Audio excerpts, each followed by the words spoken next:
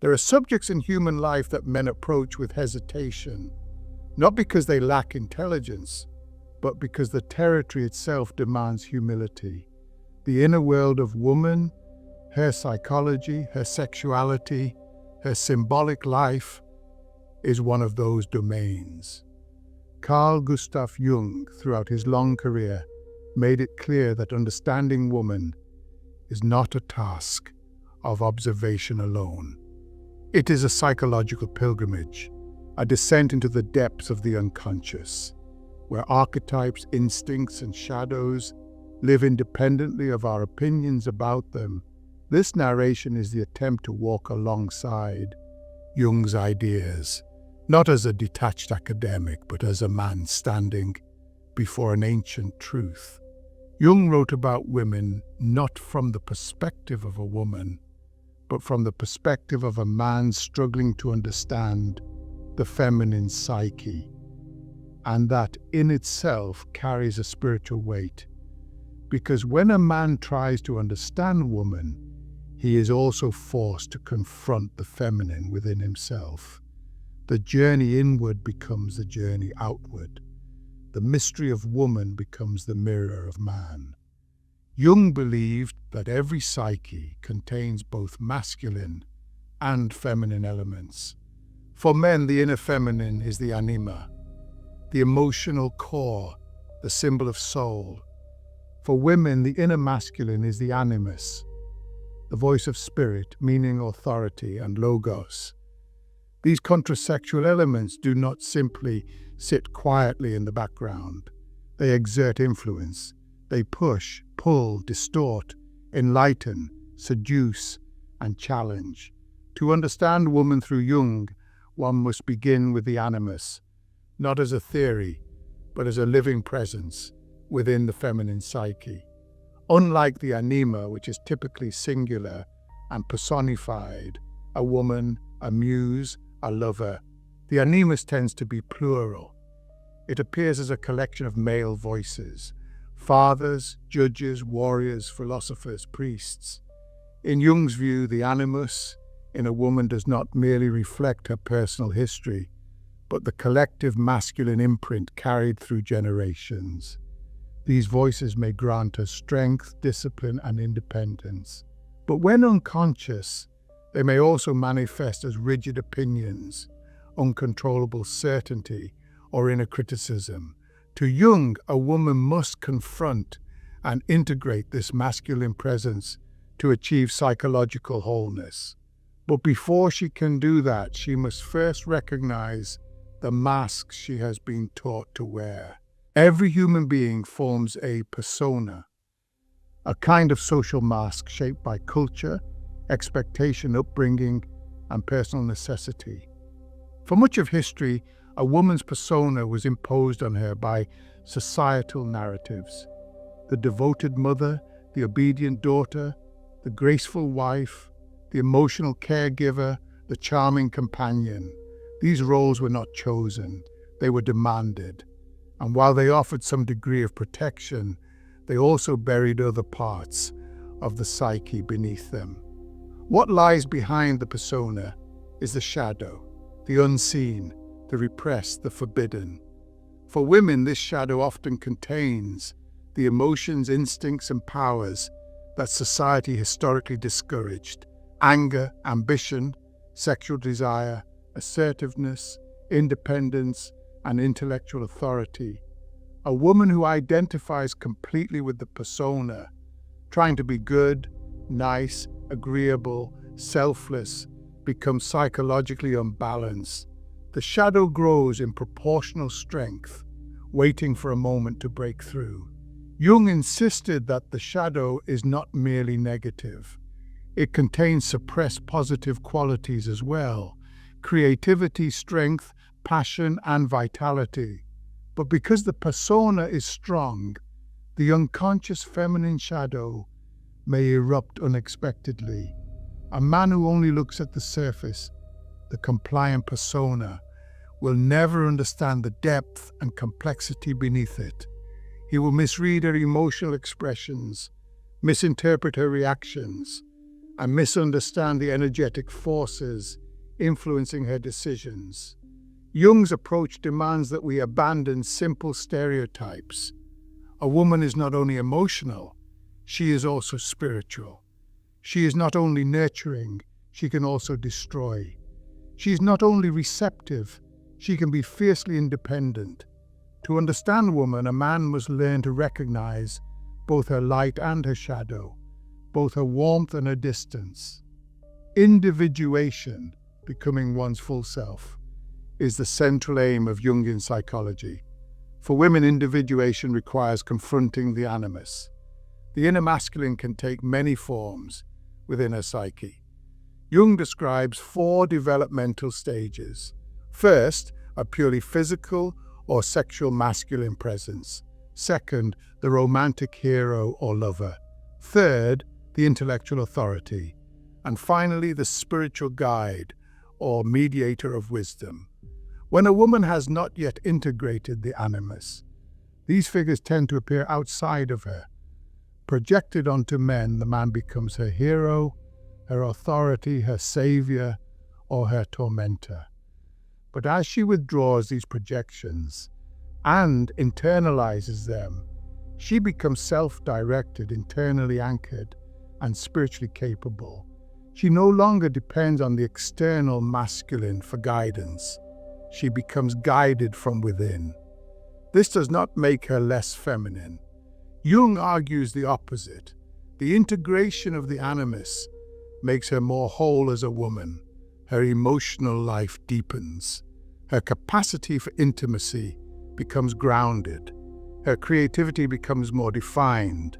Her relationship becomes conscious, not reactive. Yet this path is not easy, because the archetypal feminine is not a single force. It is a constellation. Jung identifies powerful feminine archetypes that exert influence over a woman's psychological life. The mother archetype is one of the most ancient and influential. It gives life, nurtures growth, and offers unconditional support. But when a woman becomes completely identified with this archetype, she loses her individual identity. She becomes consumed by caretaking, smothering, protecting, sacrificing. Her life becomes a vessel for others, and she forgets that she too has a destiny. The mother also has a darker side, controlling, devouring, manipulative, emotionally entangling. Jung described extreme cases where a mother's love becomes so overpowering that it prevents the psychological development of both herself and her children. This is not a moral fault. It is an archetypal possession. When the mother archetype takes full control, a woman's own individuality, sexuality, creativity, and aspirations are swallowed by its gravitational pull. The maiden archetype represents innocence, youth, dependency, and potential. She is the daughter, the untouched flower, the bearer of promise. But if a woman becomes trapped in the maiden archetype, she remains psychologically undeveloped. She becomes a blank slate onto which men project their fantasies, ideals, and anima images. Instead of being a person, she becomes a vessel for male desires. Jung emphasized that many women struggle to break free from this archetype because society over-rewards youthful innocence and undervalues mature feminine sovereignty. The wise old woman, or Crone, is the keeper of mysteries. She represents spiritual insight, intuition, and ancient wisdom. A woman who aligns with this archetype becomes independent of external validation. She lives according to inner truth rather than social expectation. Jung viewed this archetype with deep reverence, seeing it as the feminine equivalent of the masculine sage. Yet the crone also carries the potential for harsh judgment or emotional coldness when her wisdom is corrupted by bitterness or resentment. Then there is the lover archetype, the erotic, passionate, magnetic feminine presence. She embodies beauty, sensuality, creativity, and pleasure. Her presence inspires art, poetry, and longing. But when unconscious, the lover archetype becomes destructive, manipulative, seductive without purpose, or emotionally chaotic. Her relationships become storms rather than sanctuaries. Jung does not criticize this archetype. He emphasizes that when it is integrated, it becomes the force of creative life itself. These archetypes shape the feminine psyche, not because women choose them, but because they are embedded in the collective unconscious of humanity. Jung's point is not to label women with stereotypes, but to understand the psychological energies influencing their behavior. A woman becomes whole not by rejecting any archetype, but by integrating their strengths while remaining conscious of their shadows. Sexuality for Jung is never merely physical. It is symbolic, psychological, and spiritual.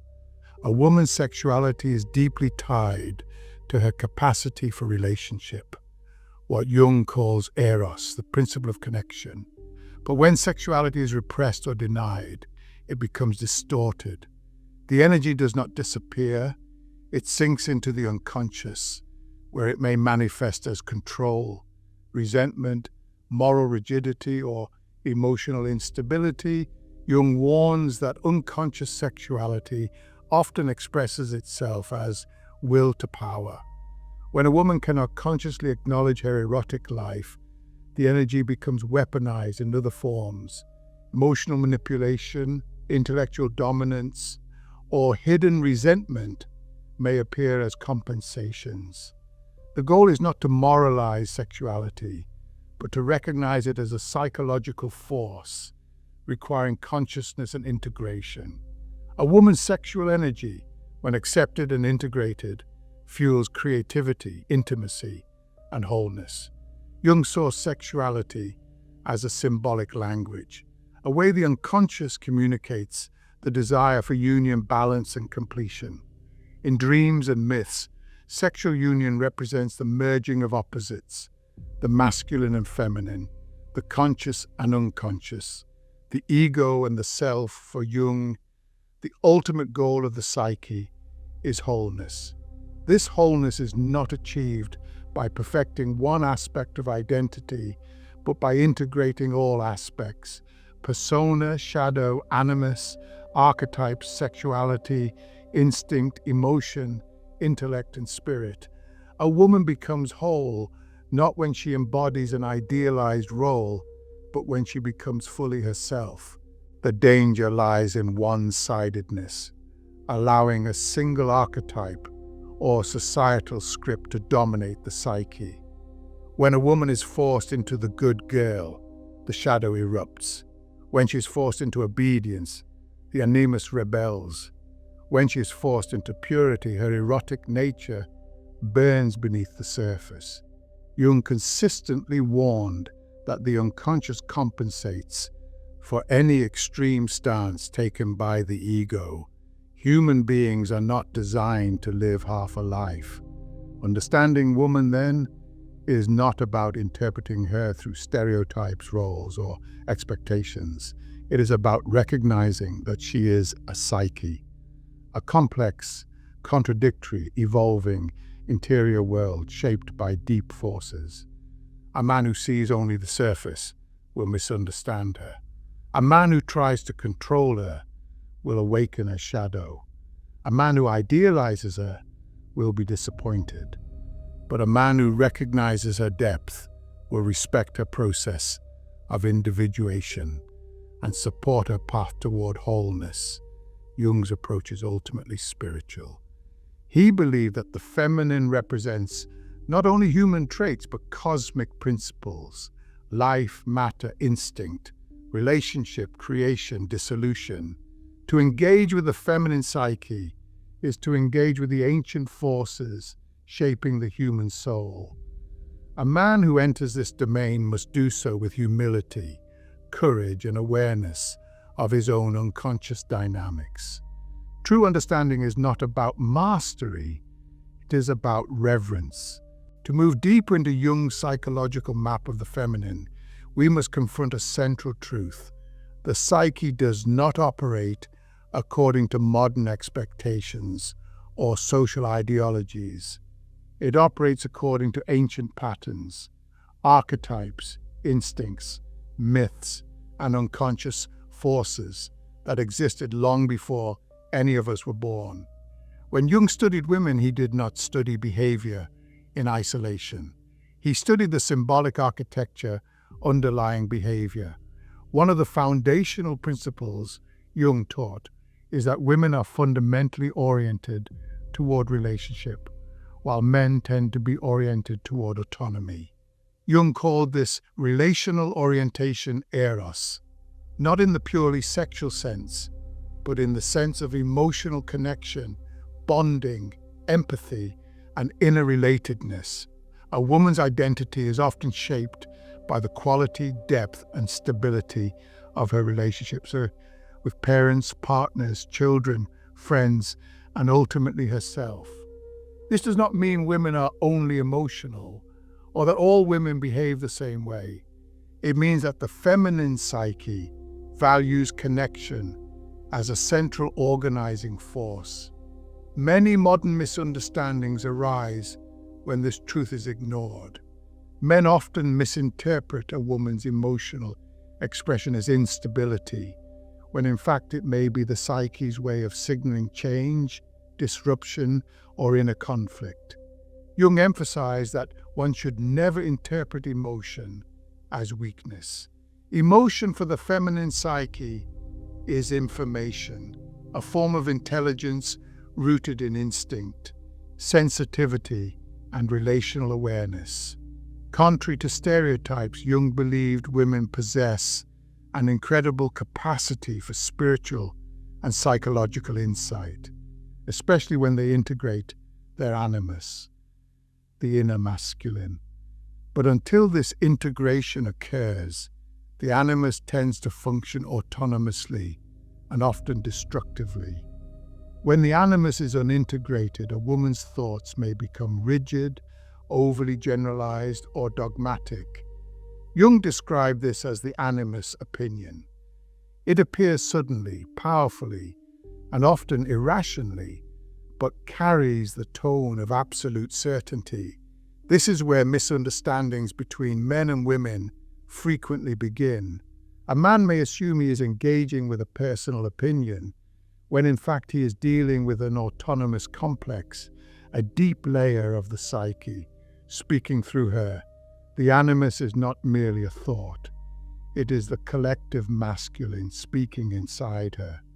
To integrate this force, a woman must develop conscious reflection. She must learn to differentiate her own insights from the loud voices of inherited beliefs, cultural imprints, or unconscious projections. When she succeeds, the animus becomes her ally rather than her saboteur. It becomes a source of courage, philosophical strength, clarity, and spiritual authority. Jung believed that the greatest gift of the integrated animus is the capacity for inner guidance.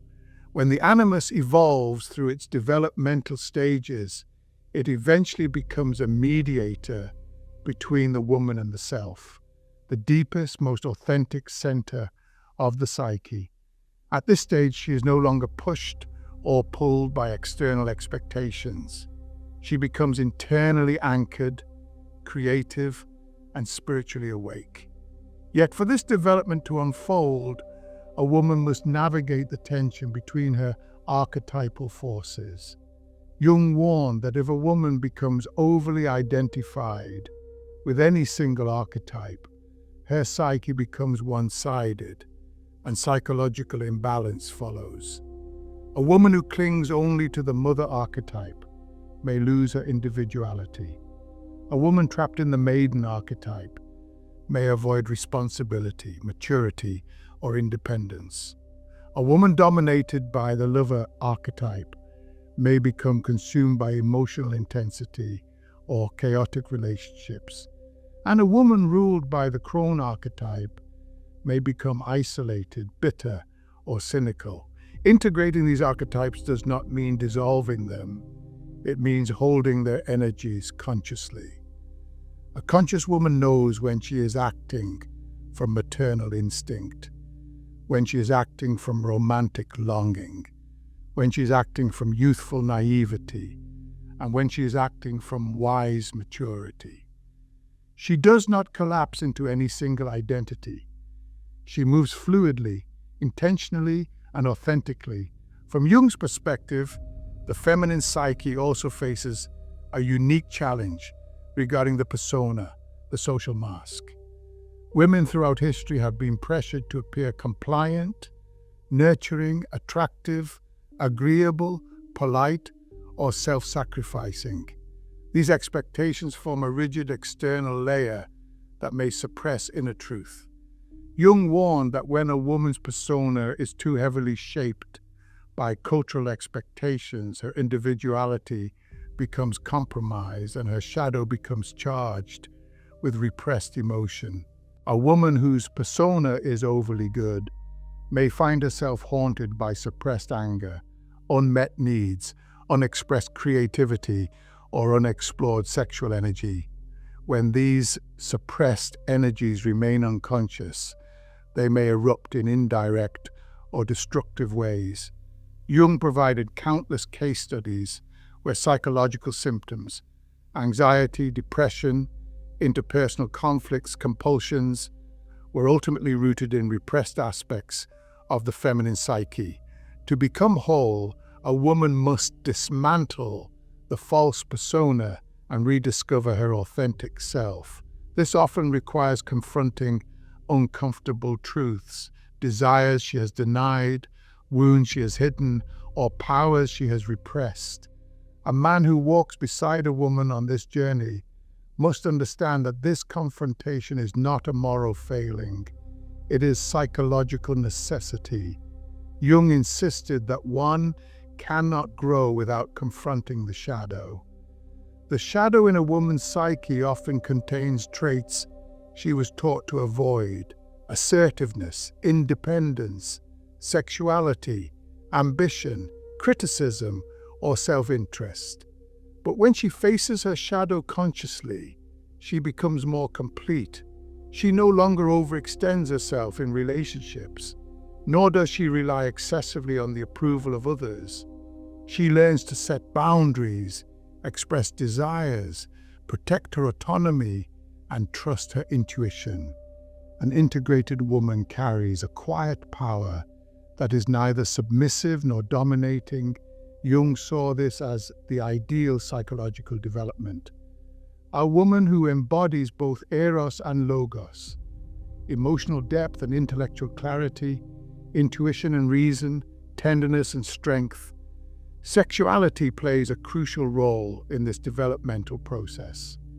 Jung viewed female sexuality not merely as physiological, but as symbolic.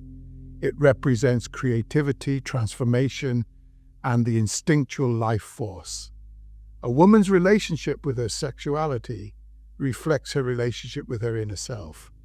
If a woman is ashamed of her sexuality, represses it, or is disconnected from it, the repression may manifest through psychological symptoms, emotional volatility, or projection onto partners. Conversely, when sexuality becomes inflated or compulsive, it may indicate possession by the lover archetype. Jung believed that a woman must develop a conscious relationship with her erotic energy. This does not mean indulging impulsively or rejecting sexuality through asceticism. It means understanding sexuality as a form of energy that can be expressed physically, creatively, relationally, or spiritually. A woman's erotic nature, when integrated, becomes a profound source of vitality, imagination, and depth. It fuels her creative work, enriches her emotional relationships, and strengthens her sense of identity. Jung emphasized that female sexuality, when expressed consciously, is not merely personal. It becomes symbolic of the greater mythic process of union between opposites. This union, the merging of conscious and unconscious, masculine and feminine, is central to Jung's concept of individuation. For women, this union often takes the form of integrating the animus. Until this integration occurs, a woman may unconsciously seek the missing masculine qualities in men. She may enter relationships not out of mutual recognition, but out of a psychological need to complete inner imbalances.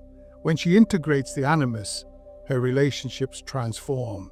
She no longer seeks rescue, validation, or identity through men. She no longer idealizes men with unrealistic expectations. She becomes capable of authentic partnership, not based on projection but on conscious choice. Jung believed that this transformation is not merely psychological, it is spiritual. A woman who integrates her unconscious masculine becomes fully herself. She becomes a center of gravity. Her presence is stable, grounded, magnetic, and wise. She's no longer scattered by emotional storms or dependent on external authority. She becomes a vessel through which the deeper self expresses itself. In this state, she embodies what Jung considered the fullest expression of the feminine. Not innocence, not compliance, not erotic allure, not maternal sacrifice, but individuality, psychological sovereignty, spiritual authenticity. A man who encounters such a woman is challenged to grow. He must confront his own anima, his own shadow, his own unconscious tendencies. Jung believed that conscious relationships are among the most powerful catalysts for psychological development. When a man and woman both engage consciously with their inner feminine and inner masculine, the relationship becomes a site of transformation rather than projection.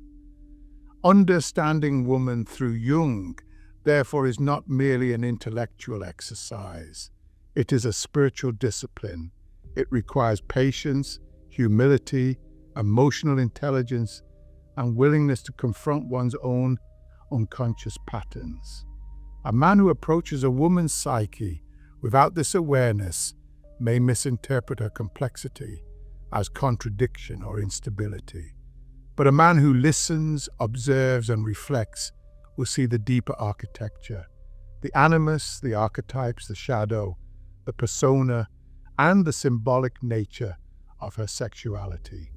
Jung's message is clear. Woman is not a puzzle to be solved, but a reality to be understood symbolically. She is a living embodiment of the unconscious in its relational form. She carries forces older than society, older than culture, older than reason. If a man wishes to understand her, he must also be willing to understand the mystery within himself.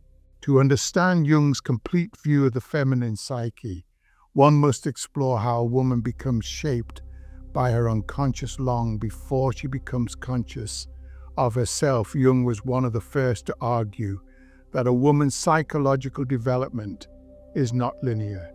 It is cyclical, layered, and deeply intertwined with her internal symbolic world.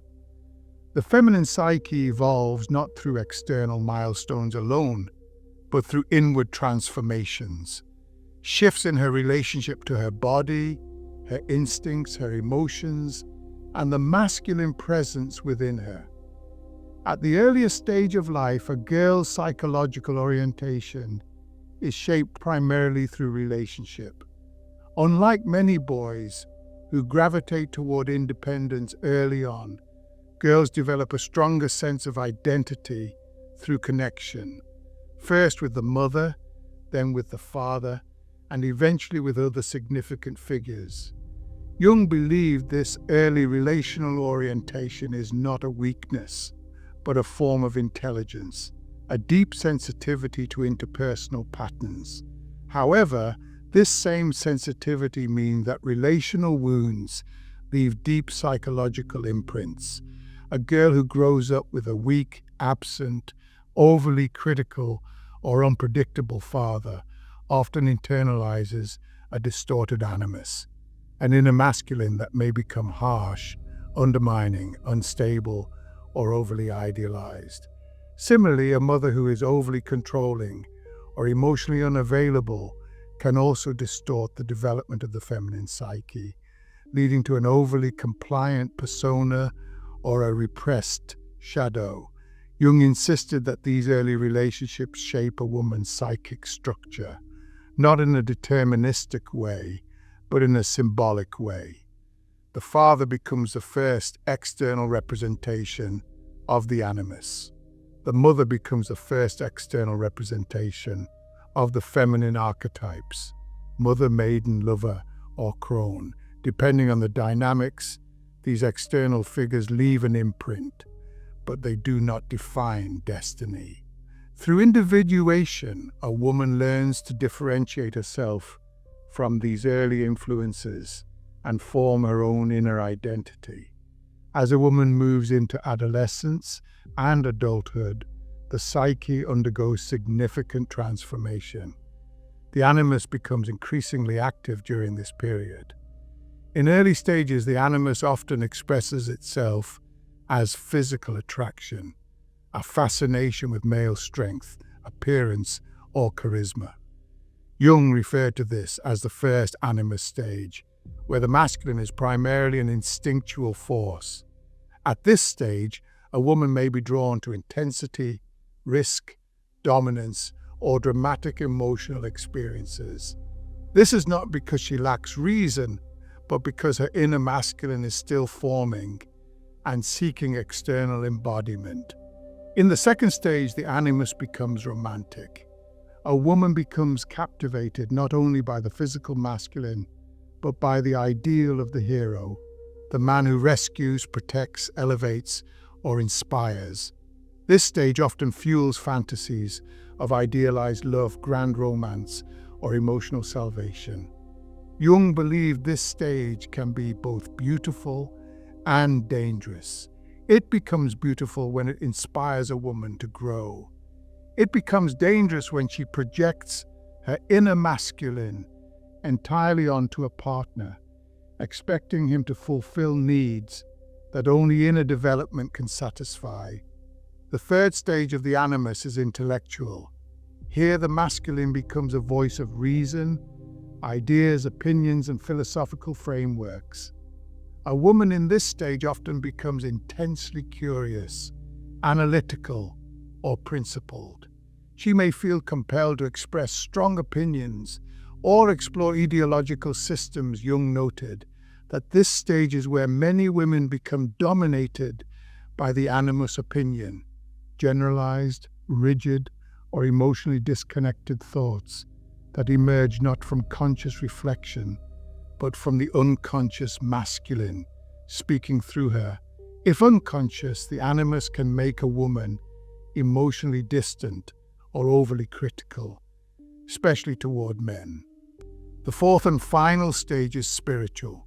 This is the most refined and powerful expression of the animus. Here the inner masculine becomes a guide, a voice of wisdom rather than authority, clarity rather than rigidity, depth rather than dogma. In this final stage, a woman's animus serves her individuation journey. It points toward truth, integrity, purpose, and inner direction. It no longer demands control. It facilitates growth. When the animus reaches this stage, a woman becomes fully capable of inner independence. She no longer relies on external validation, nor does she seek completion through romantic projection. She becomes grounded, discerning, and self-aware. Jung described such women as possessing a spiritual authority, a presence that is neither aggressive nor submissive, but deeply rooted in self-knowledge. However, this development requires confronting the unconscious shadow. For many women, the shadow contains aspects of personality that were deemed unacceptable in childhood: assertiveness, anger, ambition, sexuality, or independence.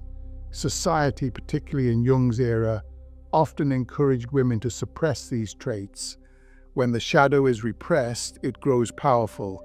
It may erupt unpredictably or manifest indirectly through criticism, resentment, passive aggression, or emotional withdrawal. Jung believed that confronting the shadow is essential for both men and women, but women face a unique challenge because their shadow often contains socially discouraged qualities. A woman who finally faces her shadow does not become harsher or more masculine. She becomes more authentic.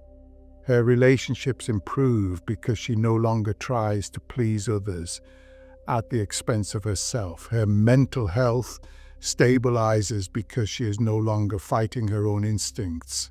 Her emotional expression becomes clearer and less reactive because it is grounded in self-awareness.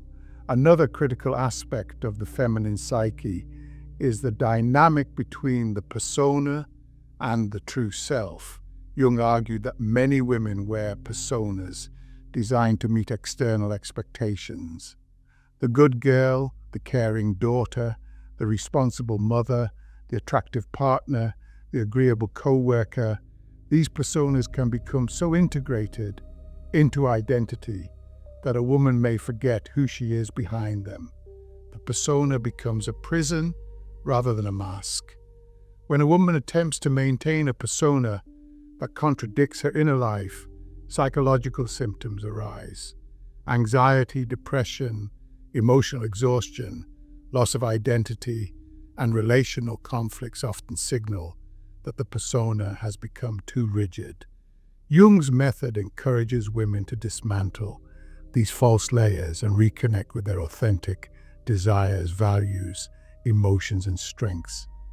This process can be painful because it requires letting go of external approval and confronting the fear of rejection. Yet it is necessary for individuation. Sexuality, too, is often suppressed behind the persona. Jung believed that many women struggle to integrate their erotic nature because of societal judgments or personal fears. Repressed sexuality does not disappear. It sinks into the unconscious, where it becomes a disruptive force. It may manifest through dreams, fantasies, mood swings, compulsions, or power struggles. Conversely, when sexuality becomes inflated, when a woman is possessed by the lover archetype, relationships may become unstable, chaotic, or purely instinct-driven. Jung emphasized that true integration of sexuality does not mean indulgence or repression. It means awareness. It means recognizing sexuality as a psychological energy that can be expressed in multiple forms: intimacy, creativity, spirituality, or emotional connection. A conscious relationship to sexuality enriches a woman's inner life and helps stabilize her relationships. It reduces the likelihood of projection, dependency, or emotional volatility. One of Jung's most profound contributions is the understanding that the feminine psyche seeks balance through symbolic expression. Dreams, fantasies, creative impulses, emotional reactions, all of these reflect the psyche's attempt to bring unconscious elements to consciousness. Jung believed that women often have a natural advantage in this symbolic realm because they tend to be more attuned to intuition, imagery, and inner states. A woman who listens to her intuition is engaging with her unconscious directly. Her dreams often reveal the state of her relationship with the animus, the shadow, or her archetypal alignments. Jung frequently observed that women's dreams contain male figures representing the animus. Their behaviour in the dream, supportive, hostile, seductive, critical, reveals her inner psychological condition. These dream figures act as messengers, signaling what aspects of the inner masculine need attention, healing, or integration. As a woman matures, her psychological priorities shift early in life, relational needs may dominate, but as she approaches midlife, a period Jung considered crucial, the psyche demands deeper transformation. This is when many women experience inner conflict, dissatisfaction, or the desire to explore new aspects of themselves. Jung described this stage as the activation of the deeper self. The psyche pushes her to abandon personas that no longer serve her and to confront parts of herself she neglected for years. During this transition, the animus often transforms from critic or lover into guide. Women who undergo this process consciously often experience significant personal growth. They discover new interests, talents, or forms of expression. They may feel drawn to spiritual practices, philosophical inquiry, or creative work. Jung believed that midlife is when the animus becomes most active in leading a woman toward inner purpose. Yet when resisted, this transformation leads to stagnation or psychological distress. A woman may cling to old identities, remain stuck in outdated relational patterns, or experience emotional turmoil. Jung encouraged individuals to view midlife not as crisis, but as initiation, a rite of passage into psychological maturity. At the deepest level, the feminine psyche carries a profound connection to the collective unconscious. Jung believed that women, because of their relational nature, often serve as bridges between the personal and the collective. Their emotional life, dreams, and symbolic experiences frequently reflect larger cultural or generational dynamics. This is why the feminine is so central in myths, rituals, and spiritual traditions. Woman is the vessel through which life, meaning, and transformation flow. Jung's final observation is perhaps the most profound. A woman becomes whole, not by becoming perfect, but by becoming real.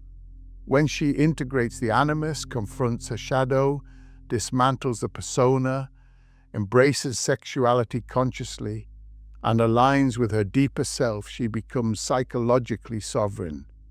She does not need external authority to define her. She becomes her own authority. For a man to understand such a woman, he must first understand himself. He must confront his own inner feminine, his own shadow, his own projections. Jung believed that no man can fully understand woman until he is reconciled with his anima. Only then can he see her not as projection, but as person. Only then can he respect her individuation journey. Only then can he engage in conscious relationship rather than unconscious repetition. This is Jung's ultimate message. The study of woman is also the study of man. The feminine psyche is not separate from the masculine psyche, but intertwined with it. To honor woman is to honor the unconscious itself. To understand woman is to understand the symbolic forces shaping human life. To walk beside woman is to participate willingly in the mystery of existence. To move further into Jung's understanding of the feminine psyche, we must turn toward one of the most complicated and often misunderstood regions of psychology, the nature of a woman's emotional world. Jung believed that women possess emotional intelligence that often surpasses conscious understanding. Their emotions are not random fluctuations. They are indicators of unconscious activity, subtle internal energies, or relational dynamics that have not yet reached the conscious mind. A woman's emotional shifts, the sudden changes in tone, agreement, frustration, warmth, distance, are not simple reactions. They are expressions of the psyche in motion. This is why Jung insisted that women are often closer to the unconscious than men. Their emotional system is like a network of sensitive instruments that detect internal disturbances long before the conscious mind recognizes them. The feminine psyche does not communicate through logic first. It communicates through feeling. When something is wrong, a woman often feels it before she knows it. Many men misunderstand this. They interpret emotional expression as instability or exaggeration, when in reality it may be the psyche's way of signaling a deeper truth. Jung advised men not to dismiss a woman's emotional reactions, but to understand them as symbolic messages emerging from the unconscious. This does not mean emotions should dominate life. Jung did not encourage sentimentality or emotional indulgence. He encouraged awareness. For a woman, emotional consciousness is essential for individuation. When she understands her own emotional impulses, she gains access to the deeper layers of her personality, the animus, the shadow, the archetypes, the symbolic patterns operating within her. However, when emotional life is unconscious, it becomes chaotic. Jung observed that many women struggle not with emotions themselves, but with the lack of conscious relationship to them. A woman who represses her emotional truth may become detached or cold. A woman who is overwhelmed by emotion may become reactive or unpredictable. Neither extreme indicates flaw. Both indicate unconsciousness. A conscious relationship with emotion allows a woman to channel her feelings into creativity, communication, insight, or spiritual understanding. Jung believed that the feminine has a natural gift for navigating emotional landscapes. Not because she is emotional by nature, but because her psyche is oriented toward relationship and meaning. Another crucial aspect of Jung's view is the tendency of the feminine psyche to experience inner conflict through projection. Projection occurs when internal qualities are unconsciously attributed to external people, especially romantic partners. When a woman projects her animus onto a man, she sees not the man himself, but the symbol of her inner masculine. He becomes responsible for her direction, authority, spiritual needs, or intellectual clarity. Projection can create powerful attractions and equally powerful disappointments. Jung emphasized that projection is not a flaw, it is a stage of psychological development. Projection acts as a mirror. It reveals what the psyche is trying to integrate. When a woman idealizes a man, she is seeing the unintegrated animus in him. When she demonizes a man, she may be seeing her shadow projected onto him. When she feels spiritually connected to a man, she may be sensing the highest stage of her animus through him. The goal is not to eliminate projection, because projection is how the psyche communicates. The goal is to withdraw projection consciously. When a woman begins to see men as individuals, rather than symbolic carriers of her unconscious, her relationships mature. She stops expecting partners to fulfill inner deficits and begins forming genuine connections. Jung believed that the integration of projection is one of the most difficult tasks in a woman's psychological development. It requires honesty, self-reflection, and courage. A woman must ask, is this truly the man I see? Or is this my animus speaking through him? Is this anger toward him justified? Or is it my shadow trying to get my attention? Is this excitement about him real? Or is it my unexpressed potential being reflected back to me? These questions are not meant to reduce romance or passion. Jung had great respect for romantic love, seeing it as one of the strongest forces in human life, but he believed that love becomes deeper and more fulfilling when both partners engage consciously, recognizing the psychological dynamics at play. Moving deeper, Jung's most challenging insight is his understanding of female sexuality. He believed that a woman's erotic life is a complex interplay between instinct, emotion, imagination, and spirituality. Her sexuality is not merely a biological drive. It reflects her relationship to her own vitality, creativity, and inner truth. A woman who is disconnected from her sexuality is often disconnected from her deeper self. This disconnection may manifest as lack of desire, emotional numbness, insecurity, or difficulty forming intimate relationships. Jung warned that a repressed, erotic nature does not remain passive. It becomes a shadow force. It may distort relationships, fuel resentment, or appear through dreams, fantasies, or compulsive behavior. Conversely, when sexuality is inflated, when the lover archetype dominates, the feminine psyche may become unstable or impulsive. Relationships become driven by intensity rather than meaningful connection. Jung encouraged women to recognize sexuality as symbolic energy, energy that can express itself physically, creatively, socially, or spiritually. He believed that the erotic dimension of a woman's psyche is essential for her individuation journey because it represents life force, vitality, and the instinctual drive toward union. For Jung, sexuality was never just sex. It was a symbolic language of psychic integration. In myths, fairy tales, and dreams, sexual union does not merely indicate physical attraction. It symbolizes the merging of opposites, the conscious and unconscious forming unity. When a woman embraces her sexuality without repression or inflation, she becomes more grounded, more creative, and more capable of forming conscious relationships. Yet Jung was clear, a woman's sexuality must be integrated with her animus, her shadow, and her personal identity.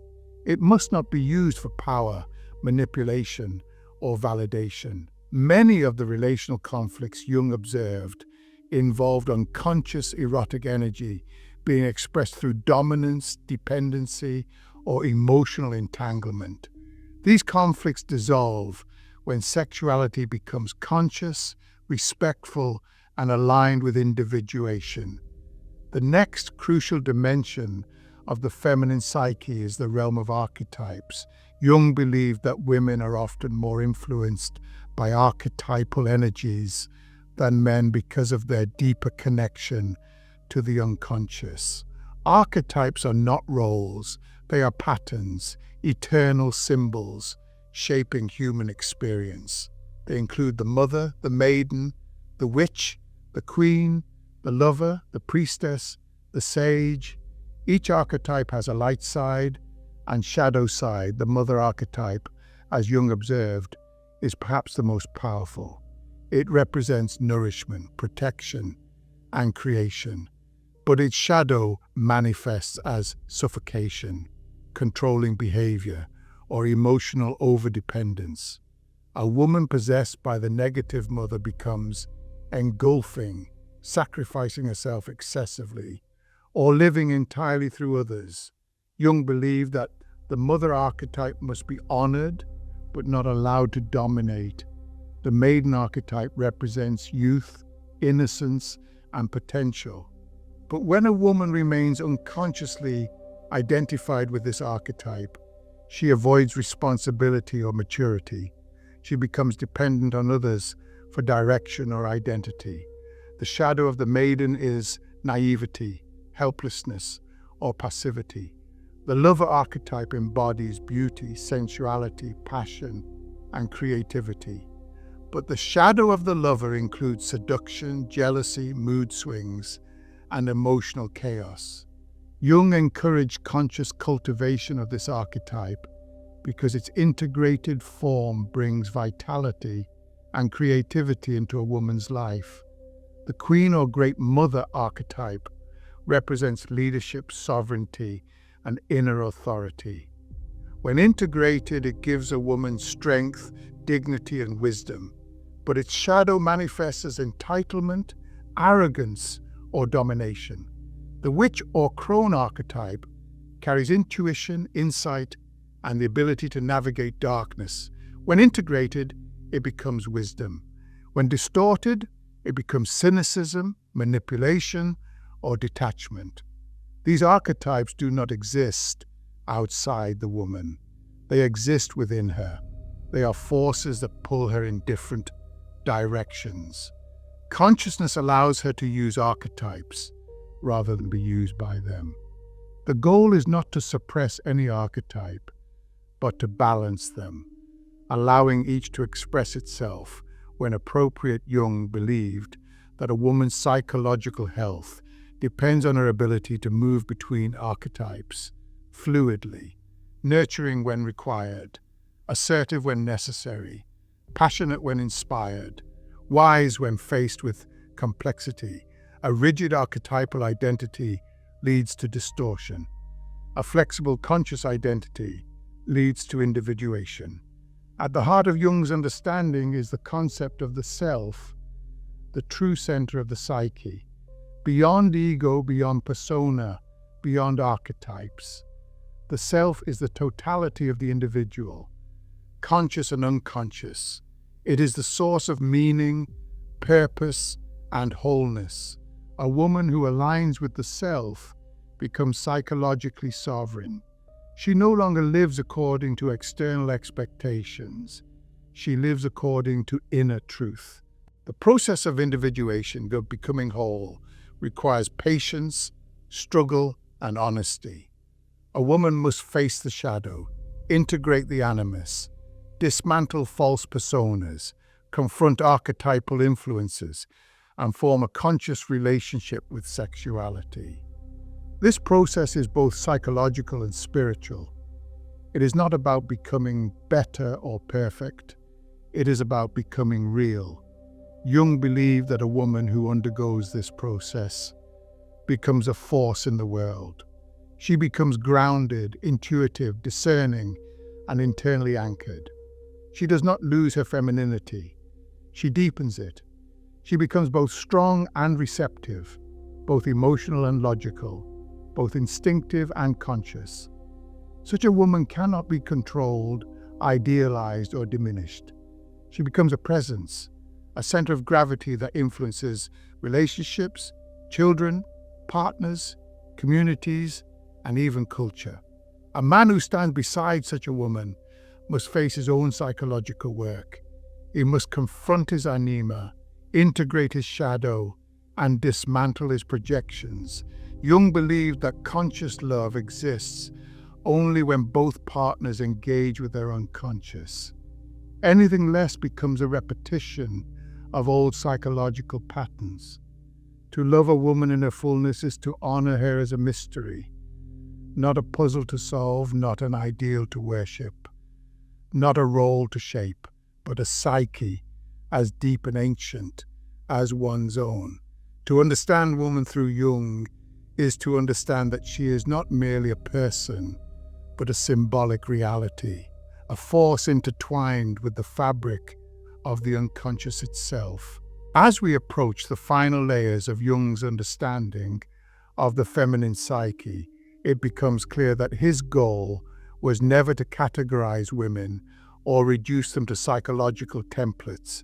Instead, he sought to reveal the architecture of the inner world, a landscape of symbols, instincts, archetypes, and energies that shape the experience of being human. For women, this landscape is navigated through feeling, intuition, relationship, and symbolic perception.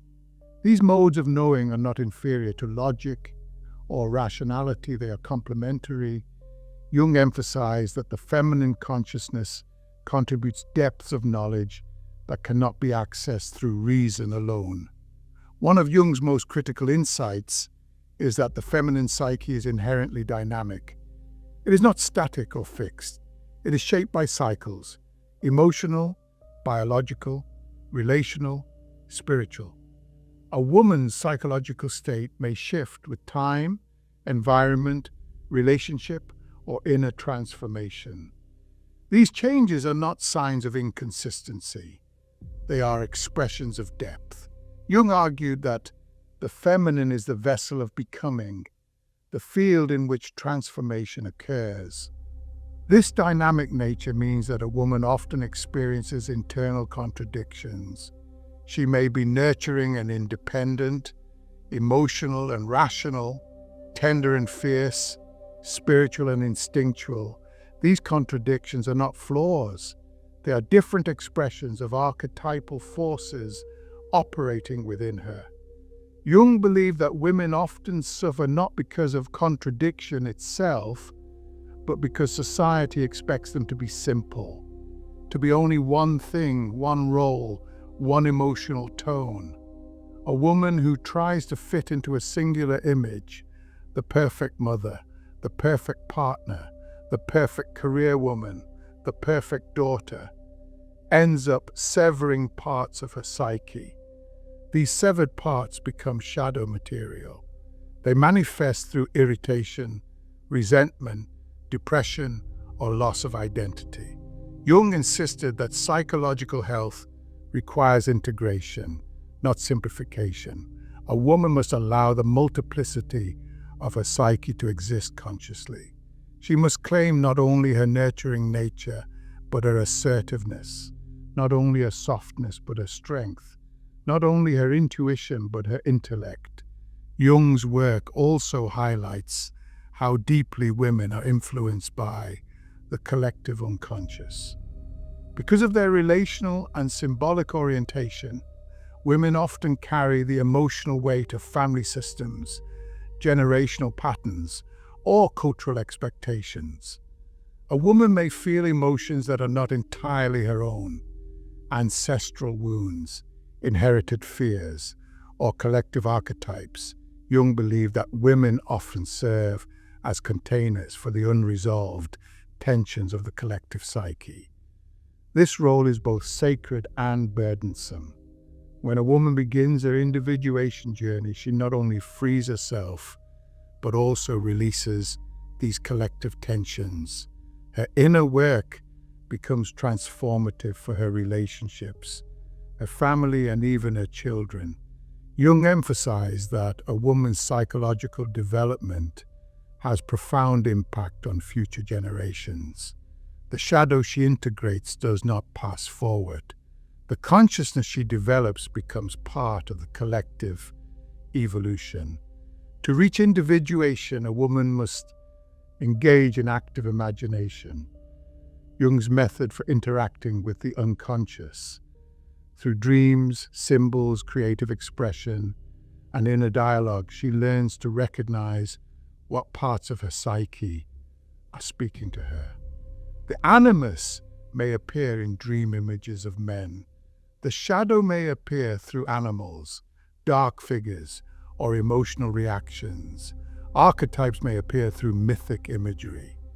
By interacting with these symbols rather than suppressing them, she forms a relationship with her inner world. One of the greatest challenges for the feminine psyche is the tendency towards self-sacrifice. Jung observed that many women are taught to prioritize others, their partners, children, parents, or social circles, at the expense of their own development. This self-sacrifice is often disguised as love, duty, or morality, but psychologically it can become a barrier to individuation. When a woman gives too much of herself without developing her own identity, she becomes unanchored. She may lose purpose, direction, or sense of self. Jung believed that true feminine strength arises not from sacrifice, but from consciousness. A conscious woman gives freely because she chooses to, not because she is compelled. Her giving is not self-erasing, it is self-expressive. She understands that nurturing others must be balanced with nurturing herself. Without this balance, the mother archetype becomes destructive. When the mother archetype is integrated consciously, it becomes a source of creation, not depletion. Another significant aspect of Jung's framework is his understanding of female intuition. Jung did not treat intuition as superstition or emotional bias. He believed intuition is a highly advanced psychological function. The ability to perceive patterns, energies, and possibilities without relying solely on logic. Women often possess strong intuitive abilities, not because of stereotype, but because of their deeper connection to the unconscious. However, intuition can be distorted when overshadowed by unconscious emotion or unintegrated animus. When intuition is clear, it becomes a guiding force. When clouded, it becomes anxiety or projection. Jung taught that intuition must be refined through reflection, self-awareness, and connection to the self. A woman must learn to distinguish between instinctual reaction, emotional impulse, and true intuitive insight. Jung also devoted significant attention to the spiritual development of women. He believed that women possess a natural receptivity to the numinous, the mysterious, sacred dimension of life. Their orientation toward relationship allows them to perceive the unseen connections between events, emotions, and people. This spiritual sensitivity can become a powerful source of meaning, creativity, and transformation. Yet without grounding, spiritual sensitivity can lead to confusion, escapism, or projection. Jung observed that some women may become overly reliant on external spiritual figures, religious systems, or male authorities to provide direction. This dependence often stems from an unintegrated animus. When the animus remains unconscious, a woman may seek spiritual authority outside herself. When the animus becomes integrated, she becomes capable of spiritual authority from within. In Jung's framework, the highest stage of feminine development is the emergence of the self, a state where a woman embodies her inner truth fully. She is no longer defined by archetypes, societal expectations, or relational dependencies. She becomes whole. Her decisions arise from inner alignment rather than external pressure. She becomes both grounded and expansive, both deeply human and deeply symbolic. A woman aligned with the self is not controlled by her emotions, but she respects them. She is not governed by the animus, but she partners with it. She is not possessed by archetypes, but she draws from them consciously. Her sexuality becomes integrated, her relationships become authentic, her intuition becomes clear. Such a woman is rare not because the potential is rare, but because the path requires courage. Courage to face the shadow, challenge the persona, withdraw projections, and confront inner truths. Jung believed that the emergence of conscious women is essential for the evolution of human culture. When women become psychologically whole, families become healthier, relationships become more equal, and communities become more grounded. Conscious women bring depth, compassion, insight, and symbolic understanding into society. Their presence balances the masculine structures of logic, strategy, and authority with feminine qualities of meaning, connection, and relational wisdom. The final element of Jung's insights is his perspective on how men and women can relate to one another consciously. Jung argued that romantic relationships are among the most powerful catalysts for individuation. Through relationship, the unconscious becomes visible. A man's anima appears through the woman he loves. A woman's animus appears through the man she chooses. The shadows emerge through conflict, their archetypes clash or harmonize. Their projections rise and fall. A conscious relationship requires both partners to take responsibility for their inner world. Instead of blaming one another for emotional reactions, they seek their origin within the psyche. Instead of idealizing one another, they honor one another as individuals. Instead of repeating childhood patterns, they create new forms of relationship. Jung believed that the union of masculine and feminine, both internally and in relationship, is the foundation of psychological wholeness. This union is not about gender. It is about symbolic forces. The masculine represents direction, clarity, logos, action. The feminine represents meaning, connection, eros, receptivity. When these forces balance within the individual, the psyche becomes whole. When they balance within relationship, love becomes transformative. To understand woman through Jung, one must recognize that she is not a collection of traits, but a constellation of inner forces. She contains light and shadow, instinct and spirit, vulnerability and power. Her psyche is shaped by relationships, archetypes, sexuality, intuition, and the collective unconscious. Her development requires integrating the animus, confronting the shadow, dismantling persona, embracing sexuality consciously, and aligning with the self. Jung's final message is simple yet profound. A woman becomes whole when she becomes herself, not the woman others expect, not the woman culture defines, not the woman projected by men, not the woman shaped by archetypes, but the woman shaped by her own inner truth. And a man who wishes to understand woman must walk beside her with humility. He must recognize her symbolic nature, honor her emotional intelligence, respect her individuation, and confront his own unconscious.